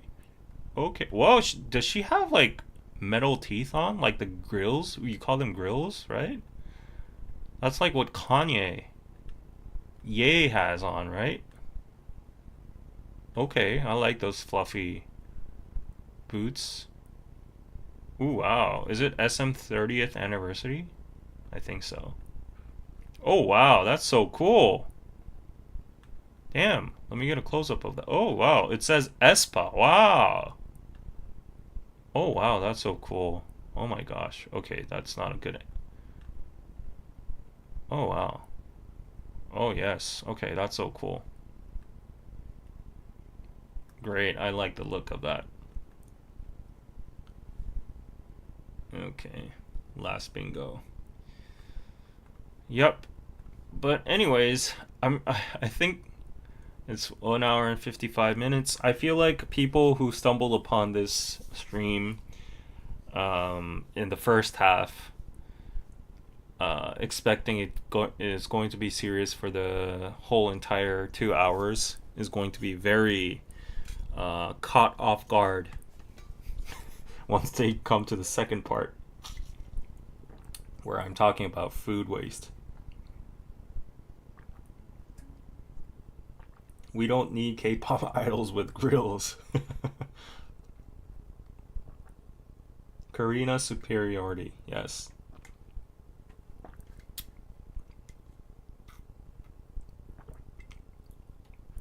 Okay, 4 more minutes to go. Let me know what you want to talk about for the last 4 minutes, and I'm going to call it a day. What do I have tomorrow? Let me check.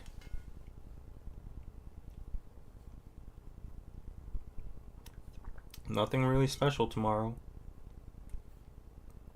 I'm meeting up with the girls that was on my podcast for the last episode on Tuesday.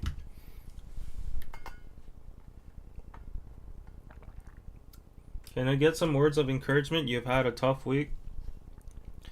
Fighting, Rachel. You got it. It's okay. You'll get through it. And we're all out here. We're all struggling in our own ways and manners. But we can relate to some extent, I guess. And yeah, just hang on. Hang in there.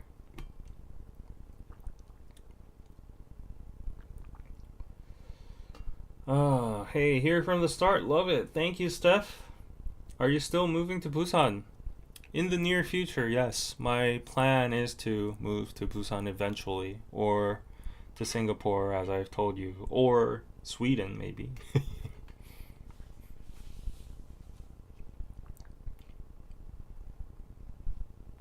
We love your live gossips. Thank you.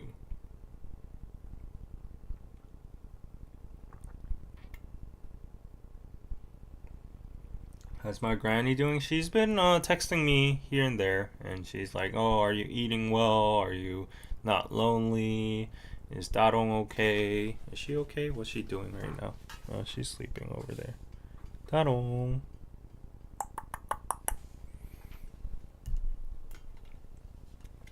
What will the next topic for KPC be? It's going to be the same cast, the same panel, but we're going to do another round of weird Korean debates and topics, like the last one. Like, you know, do you wear slippers in the shower? Stuff like that. So it's going to be a fun one, like 15 to 20-minute debate. Yeah, and that's actually going to be the last video I shoot in that studio. But I'm gonna make a new studio. I'm making a new studio over there, but this time I'm not gonna waste any time. I'm just thinking of like putting a green screen up. I'm studying AI a lot nowadays, so with the green screen, I feel like I can make an actual background that looks pretty good with depth. So I'm gonna experiment on that. Yeah.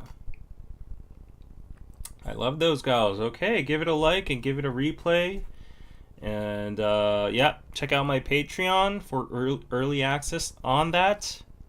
And since it's 2 hours now, I will say goodbye, and may there be peace to everyone out there. Stay safe.